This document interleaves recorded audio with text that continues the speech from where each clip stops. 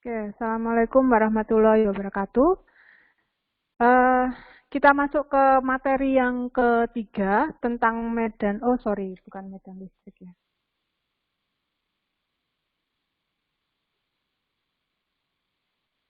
Sorry, ini salah judul.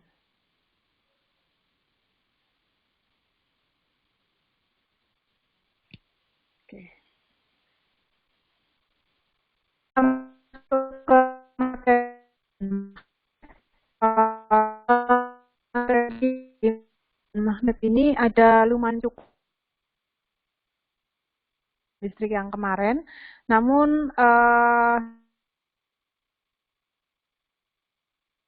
lebih sedikit ya dibandingkan dengan materi yang medan listrik kemarin. Jadi di sini ada 12 submateri, yaitu tentang hukum filsafat, tentang intensitas medan magnet, tentang hukum integral ampere. Di sini kembali lagi ketemu kurel. Yang di medan listrik kemarin kita ketemu gradien sama divergensi.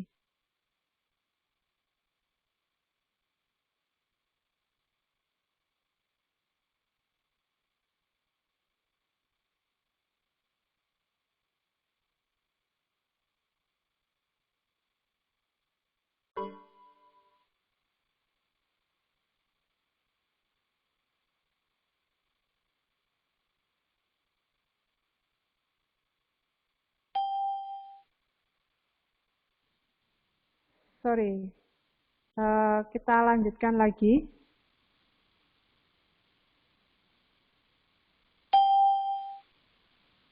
Tentang materi kita di medan magnet ini ada yang pertama tentang hukum filsafat, yang kedua tentang intensitas medan magnet, yang ketiga tentang integral ampere, yang keempat tentang kurel. Yang kelima ini teorema Stoker ya. Yang keenam ketemu lagi flux magnetik. Kalau yang di listrik, medan listrik itu kita ketemu flux listrik dan kerapatan flux listrik. Flux listrik itu dengan muatannya tadi. Jadi kalau di sini ketemu lagi dengan flux magnetik.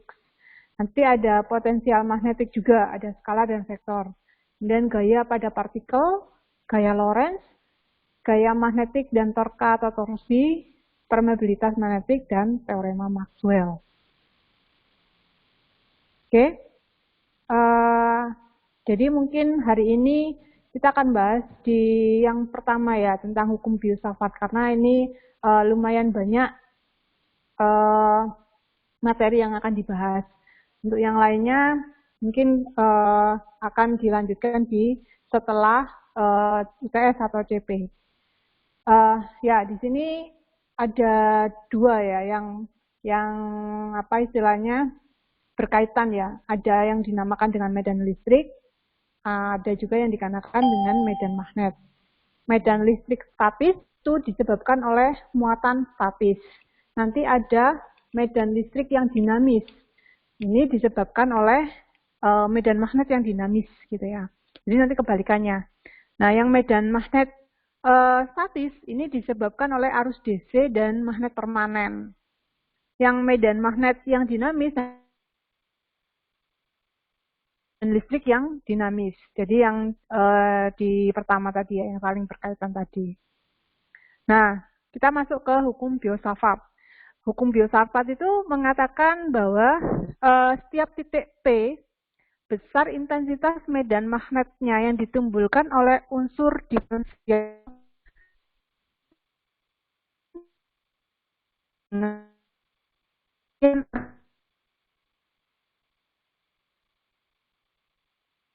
dengan garis yang menghubungkan filamen tersebut ke titik. Jadi kalau kalian bisa lihat di sini,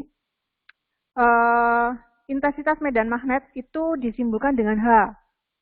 Yang kemarin kita punya intensitas medan listrik ya, yang disimbolkan dengan E. Nah, intensitas medan arus perkalian ini dibagi dengan 4pi R kuadrat. Nah, atau kalau misalnya kita kalau arus diferensialnya ini berupa jarak antar yang kita bisa tahu jaraknya berapa meter seperti itu. Nah, maka kita bisa cari pertambahan intensitas medan magnetnya, yaitu arus dikalikan pertambahan dari jaraknya tadi dibagi 4 pi r kuadrat. Jadi kalau kita bisa bayangkan di gambar yang di tengah di sini ada arus yang melintas DL ini sepanjang besarnya ini ya, panjangnya arusnya di sini. Kemudian dua ini adalah titik P yang kita mau mengukur intensitas medan magnetnya. Intensitas medan magnet karena ada arus yang mengalir di sini. Nah, ini adalah R1 R2 antara vektor ya dari titik yang dilewati arus dengan titik yang dibuat pengamatannya tadi. Nah, berarti di H2 di sini intensitas medan magnet di titik 2 di sini ini sama dengan arus I1, arus yang lewat di sini di satu ini di posisi yang satu dikalikan DL-nya. Nah, ini berapa panjangnya tadi? Arusnya ini mengalir di berapa panjang? Kemudian R12 ini adalah vektor 1 dari 1 ke 2 di sini. Dan R12 ini jarak antara titik 1 dan titik 2. Nah, ini kita masih ingat dengan hukum Coulomb yang kita pelajari di medan listrik yang di bab sebelumnya, yaitu bahwa di medan listrik itu sama dengan Q ini muatan, kemudian dikalikan vektor satuan R12 dibagi jaraknya R1 R2. Nah, kalau di medan magnet ini karena arus, kalau di medan listrik itu karena muatan yang ada di situ, sehingga dia timbul medan listrik seperti itu. Oke. Nah, ini keterangan dari hukum Biot-Savart tadi. Jadi ada elemen arus diferensial itu sebenarnya potongan kecil ya dari konduktor filamen yang dialiri arus. Jadi kalau kita punya kawat listrik gitu kan, dialiri arus gitu kan. Nah, bagian terkecilnya dari konduktor itu, bagian terkecil dari kawat itu yang dialiri arus tadi itu yang disebut dengan elemen arus diferensial. Kemudian arus I mengalir pada kawat atau filamen dengan panjang diferensial. Ini maksudnya kita misalnya panjangnya itu dari A ke B.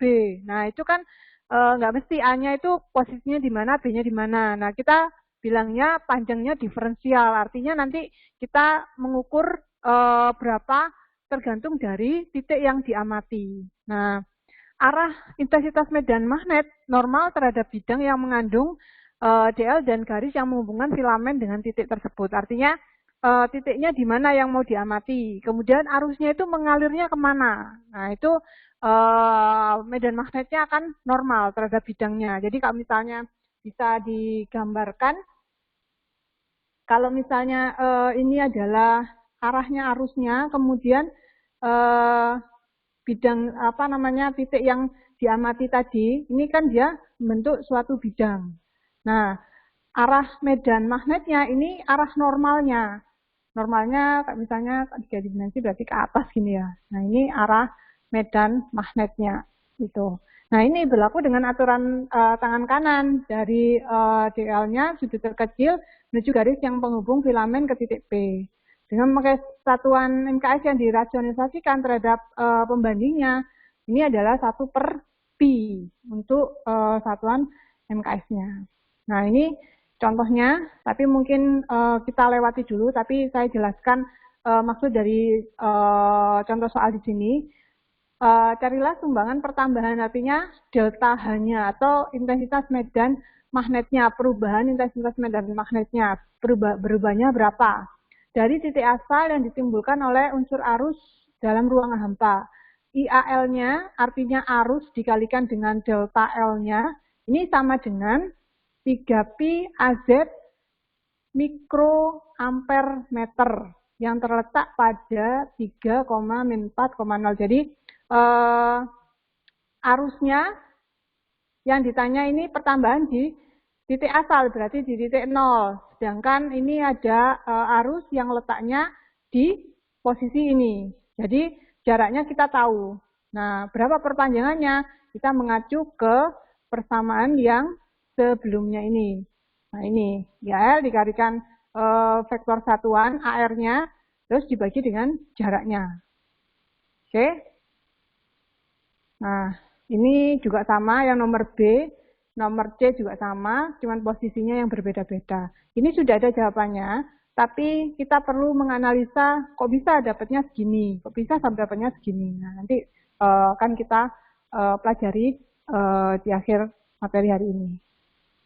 Nah, ini masih mengupas tentang hukum Biot-Savart. Jadi hukum Biot-Savart ini tidak mungkin untuk dicek secara eksperimen, secara percobaan. Karena apa? Karena arus diferensial itu tidak dapat diisolasi. Jadi kita nggak tahu sebenarnya arusnya itu seberapa sih, kayak gitu. Karena kan dia bagian terkecil dari arus yang lewat tadi kan. Nah, untuk membatasinya, maka kita perhatikan pada arus yang searah saja. Sehingga kerapatan muatannya ditinjau tidak tergantung dari waktu. Yaitu ini adalah tanda divergensi ya. Jadi nanti bedakan kalau tidak ada titiknya itu berarti gradien, dia cuma diturunkan aja. Kalau divergensi ini diturunkan nanti arahnya tapi yang hilang. Nah, divergensi jadi kerapatan arus itu sama dengan min turunan atau gradiennya dari kerapatan muatan volume per waktu.